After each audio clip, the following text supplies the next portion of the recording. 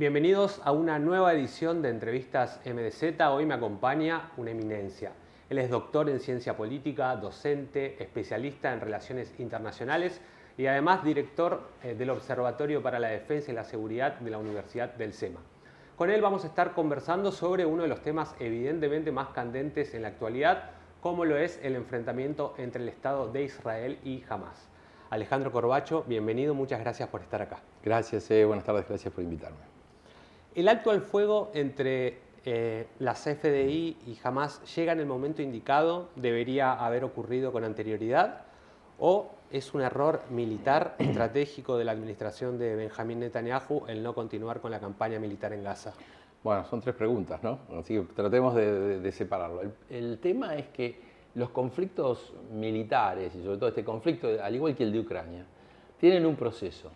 Y el proceso puede ser, si vos vas a la ofensiva, o sea, a ver, esto en el caso que hablamos de Hamás-Israel, estamos el 7 de octubre, Israel es atacado, brutalmente, no es atacado, digamos, que se esperaba en el modo tradicional, es atacado sorpresivamente y ensañadamente. Luego la expectativa es la respuesta. Bueno, entonces a partir de ahí empezamos y el planteo que utiliza Israel es una campaña militar sobre la zona de Gaza que tiene como objetivo, que esto fue claramente definido, como vos lo estabas comentando, es la guerra contra Hamás. El problema es que Hamás, el territorio palestino, la franja de Gaza, son casi lo mismo. Son muy difíciles de separar, muy difíciles de dirimir, y esto lo estamos viendo ahora. Una vez que se inicia esa parte militar y el objetivo era eliminar a Hamás, era muy claro, es decir, Israel lo había dicho muy claramente, no es una guerra contra Palestina, es una guerra contra Hamás, y obviamente Hamás era lo que quería. El conflicto militar se desarrolla a un costo humano elevadísimo, no solo por los gazatíes, sino también también los israelíes también sufrieron, pero digo, los gazatíes sufren más y ahí viene el planteo militar. ¿Qué solución le plantea? Y ahí sería interesante hablarlo, algunos años en el futuro vamos a escuchar a quienes pensaron esto y los que lo hicieron, es que el planteo que le hace Hamás a Israel es asimétrico y urbano. Es un combate urbano. Y el combate urbano, si no evacuas a la población civil, pasa lo que iba a pasar ahora. Entonces, eso en términos militares. Y el otro problema es que, bueno, no se habla de batallones, de destrucción de batallones y grupos, pero eso son tablas de organización que en realidad son, bueno, acá tengo 15 de la barra brava de uno, tengo 20 de otra barra brava, no es que es una organización, lo que quiero decir, no es una organización que uno puede ir tachando las unidades claramente porque se va alimentando, tiene una cantera muy grande y es muy difícil de establecer quiénes van a ser. Y uno de los comentarios que uno escucha ahora es que hay mucha gente dolorida que puede ser fácilmente reclutada. Entonces, a partir de ahí, el conflicto tiene tanto para la perspectiva de Israel como desde Hamás, y tenemos que hablar de los actores internacionales que están allí, tiene un conflicto, tiene una duración que en teoría la negociación se llama el periodo de madurez, la maduración del conflicto. Entonces, un conflicto termina si alguna de las partes aplasta a la otra. Por eso esta larga introducción. Pero si esta primera aplasta a la otra, se impone militarmente totalmente, cosa que no se pudo hacer. O sea, sí se impone militarmente, pero con los refugiados, con el costo de poder blando que está pagando Israel, ¿no? Con una opinión pública en contra. A la luz de los hechos pareciera que se percibía que Hamás había sido aplastado, pero en las últimas rondas de liberaciones de los rehenes quedó en evidencia que no. Bueno, quizás fue una puesta en escena de Hamás o no, eso deberá determinarse en el futuro, pero pareciera que Hamás... Bueno, Israel hace, justamente hablando de el por qué se llega a este momento. Yo creo, lo que te quiero decir es que este momento, este periodo de paz, llega cuando debe llegar, cuando las condiciones se dan. Y las condiciones son, Israel elimina a Hezbollah, elimina la amenaza de Hezbollah, o controla la amenaza de Hezbollah, que era también muy importante, muy amenazante, Militarmente controla espacio, controla el territorio, avanza, elimina miembros de Hezbollah. Muchos ahora, los organismos de las Naciones Unidas, esto dicen que no todos eran, muchos eran niños y mujeres, o sea que eso es un primer problema, por eso decía lo del combate, el combate urbano. Entonces, el planteo ahí es que Hamás, estando demolido, tenía una carta, que son los rehenes. Y este es un punto que yo a ver, habría que explicarlo. Estuve buscando literatura que me diga, y posiblemente vos que estuviste allá, la imagen de los rehenes. Porque el problema es que, digamos, internamente el gobierno de Netanyahu también tenía problemas por no liberar a los rehenes. Parte de esta campaña era recuperar a los rehenes. Y por otro lado, la llegada de Trump. Estoy hablando entonces de las condiciones que hacen que finalmente se llegue a este acuerdo. Y este acuerdo es, los rehenes están en manos de Hamás. Entonces Hamás puede armar un festival de música con gente encapuchada, como lo estamos viendo, y armada, y transformar una derrota en una victoria. Que en parte es una victoria, justamente hoy había también un columnista argentino que estaba haciendo este comentario, es si bien está claramente Hamás disminuido, achicado y agrandado, esta negociación está cambiando 4 rehenes por 1000. O sea, en ese sentido... es un precio que igualmente Israel ha pagado en otras ocasiones. Han pagado en otras ocasiones y posiblemente sepan cuáles son las consecuencias. Lo que pasa es que a los ojos del mundo, a los ojos de las personas de bien, es un precio por el valor de la vida humana, que importa. Al precio de los otros es bárbaro. Me recupero mis columnas perdidas, ¿no? Porque hay una diferencia moral entre uno y otro y el método que utilizan. Pero bueno. Retrocedamos hasta el 7 de octubre del 2023. ¿Cómo se explica que un país dueño de una de las agencias de espionaje y de seguridad más importantes del mundo, como es el Mossad, con un ejército altamente profesionalizado como el israelí, no haya podido prever el ataque de Hamás, que no es ni más ni menos que la peor matanza que haya sufrido la comunidad judía desde el Holocausto hasta ahora? Bueno, eso es el tema, no te puedo hacer una respuesta contundente y clara. Pasó en Yom Kippur en el 73, le pasó a la Unión Soviética en el 41, o sea, le pasó a Estados Unidos con la ofensiva Tet en el 68. O sea, lo que te quiero decir, le pasó a los aliados en la ofensiva de las Ardenas en diciembre de 1944. O sea, llega un momento que, y algunos autores lo llaman el mal de la victoria, vas ganando o la complacencia del tiempo, entonces por ahí señales que te podrían haber dicho no son interpretadas correctamente, hay una baja en la vigilancia, porque acá el tema es, por ejemplo, pasó lo de las Torres Gemelas, lo mismo.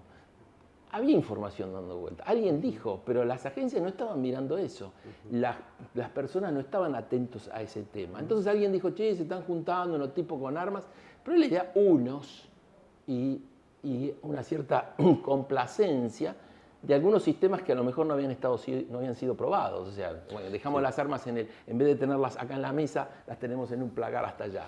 Bueno, ¿no? Israel estaba atravesando también una crisis política interna muy importante. Bueno, ese es un punto bueno que vos también haces. Es lo mismo por lo cual uno puede pensar por qué Putin elige el momento que elige con Ucrania, ¿no? Una creencia, una visión de una debilidad interna, una fractura interna que dentro de la cual, bueno, no van a responder o están ocupados con otras cosas. Eso sí, eso es un buen punto también. Las conversaciones también en ese momento, Israel estaba desarrollando un plan en búsqueda de establecer la paz con Arabia Saudita. ¿Puede haber motorizado esa situación o adelantado un posible ataque de Sí, Hamás? posiblemente sí. Sí.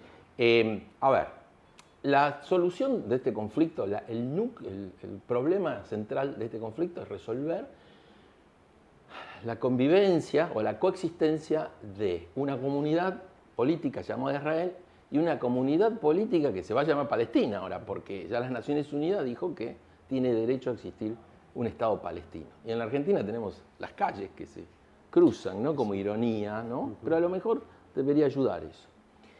Entonces, lo que quiero decir, están ahí. Lo que Hamás quiere es que la comunidad de Israel desaparezca.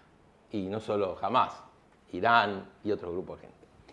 Y algunos sectores de la comunidad israelí, extremos, en mi opinión muy extremos, también desearían que una comunidad llamada Palestina desaparezca.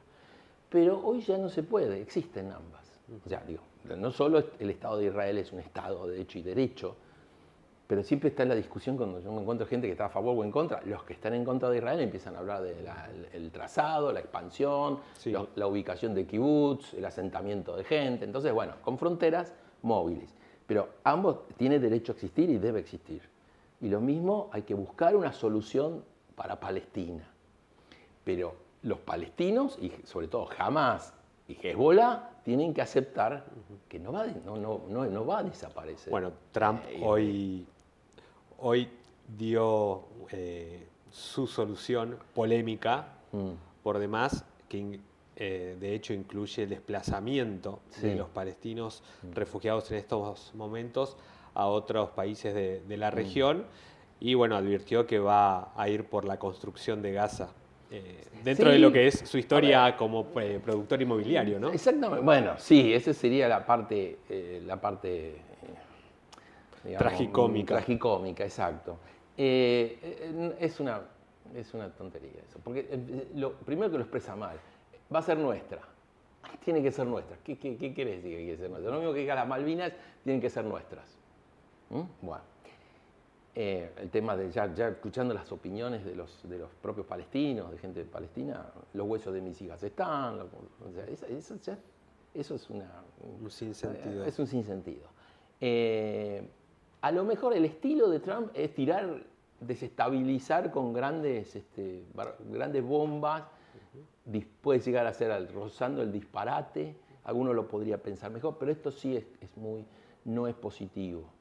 De hecho, el gran problema del pueblo palestino y de los gazatíes en particular es que ellos sí son víctimas también de sus propios libertadores, entre comillas.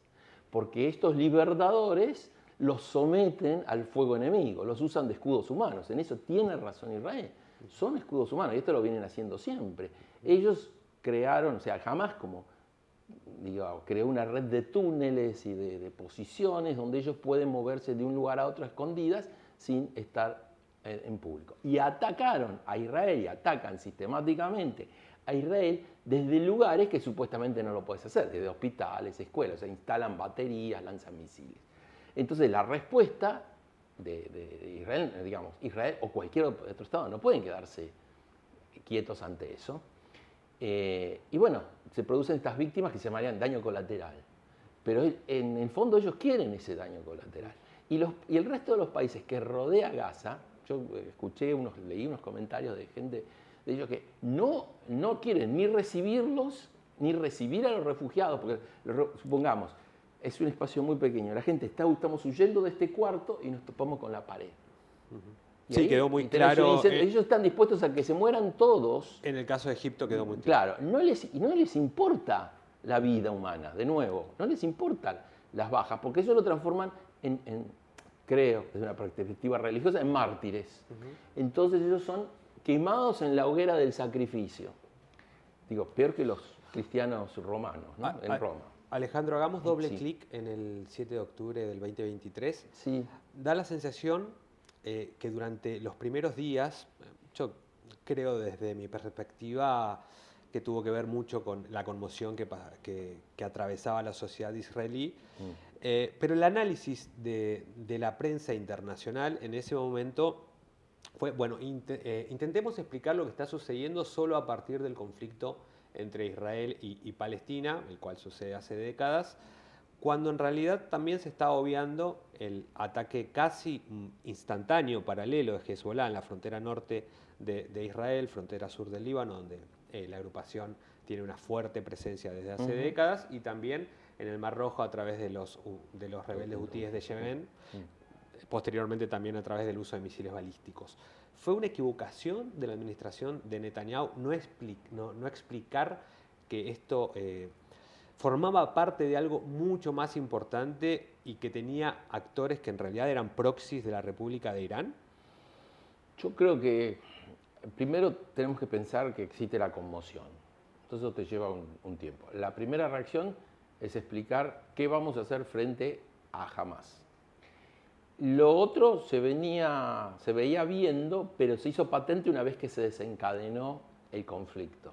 Entonces ahí, al mundo ahora, aunque obviamente alguno lo niegue, está claro estas conexiones, este proxy Hezbollah y este proxy UTIES. Digamos, esto se parece, o sea, el mundo debería estar viendo que Israel está rodeado de enemigos. Pero en ese momento, antes, si hubieran dicho, ¿estamos rodeados de enemigos? No, ¿cómo vas a decir eso? Ahora es claro. Mirá, están lanzando misiles también, nos han atacado. Irán nos ha atacado también.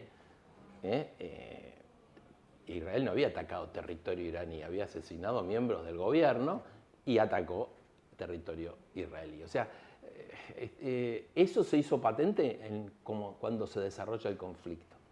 Hay un autor analizando también unos temas interesantes, es la terminación de guerras, ¿no? Este es un tema que las relaciones internacionales no se han ocupado demasiado. ¿Cuándo terminan las guerras?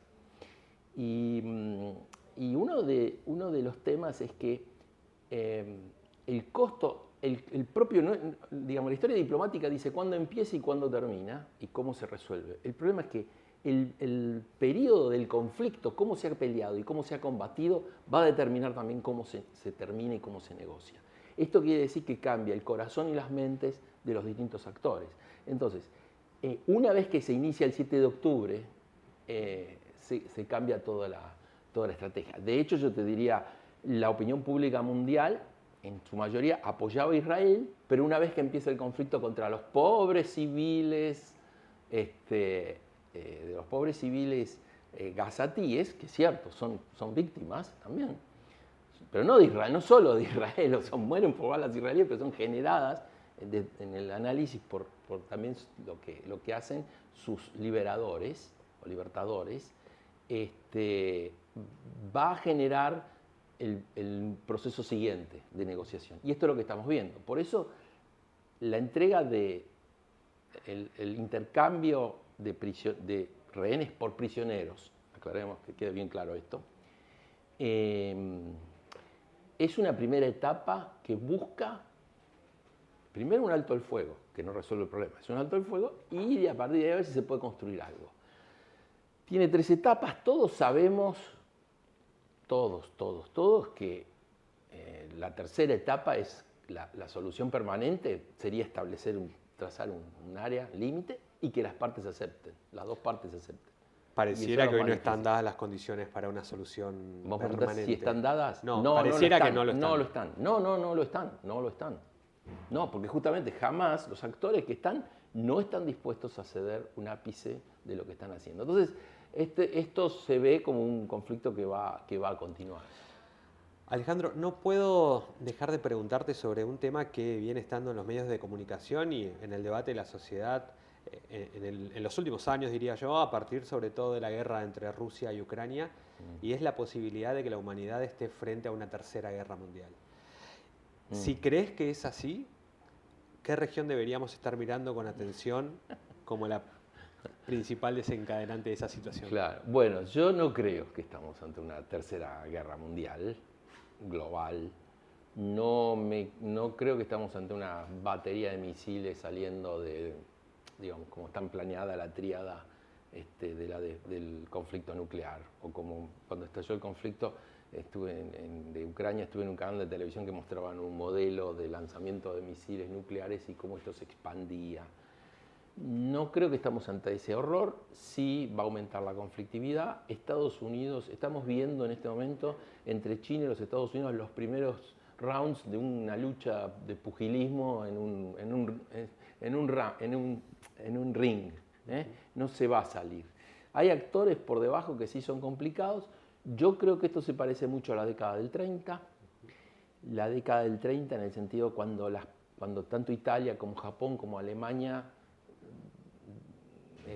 rompen con las reglas internacionales, buscan soluciones propias y agresión en el mundo. Hay mucha agresión en muchas partes del mundo, pero hay también un aprendizaje que a pesar de que hay mucha pasión y a veces estas cosas se olvidan y la humanidad realmente está dispuesta a hacer, los seres humanos parecen estar dispuestos a hacer barbaridades, por ahí en nombre de algo bueno. Creo que no se va a llegar a ese momento, porque hay también una tecnología de aprendizaje a negociar, a ver hasta dónde paramos y hay un cierto modelo de racionalidad. Pudimos haber escalado en estos años anteriores, no se hizo. Hay un autor que está explicando que China y Estados Unidos están indefectiblemente, Allison, ¿no? Dice, bound to war, van a la guerra. ¿Por qué? Porque de 14 casos que estudiamos, en 9 fueron a la guerra, ¿no? Está bien, pero de 9, pero hay 5 que no fueron y en este momento hay una interdependencia muy fuerte entre China y los Estados Unidos. Y Donald Trump se está dando cuenta que hay cosas que no se pueden, que hasta dónde puede llegar, y viceversa, los chinos también van a ver un límite. Entonces puede ser que haya una cierta creación de áreas de interés. A fines del siglo XIX, Francia y Gran Bretaña estaban peleando fuertemente por intereses coloniales, por reparto colonial en África.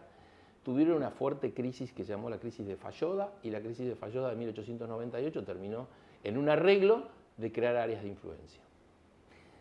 No sé si estamos ante un Falloda, pero digo, va a aumentar sí, la conflictividad y vamos a tener que trabajar en un multilateralismo basado por ahí más en estados, en una comunidad de gente que piensa como nosotros. Ese es el punto más importante. Creo que lo que estamos viendo es el fracaso de las expectativas positivas de la globalización. Todo este incremento de conflictividad en todo el mundo es porque las promesas de los años 90 no se cumplieron y se ha incorporado a la vida pública mucha gente que puede votar pero sigue siendo pobre y está marginada. Y tiene un teléfono inteligente que le permite ver qué bien que viven los otros.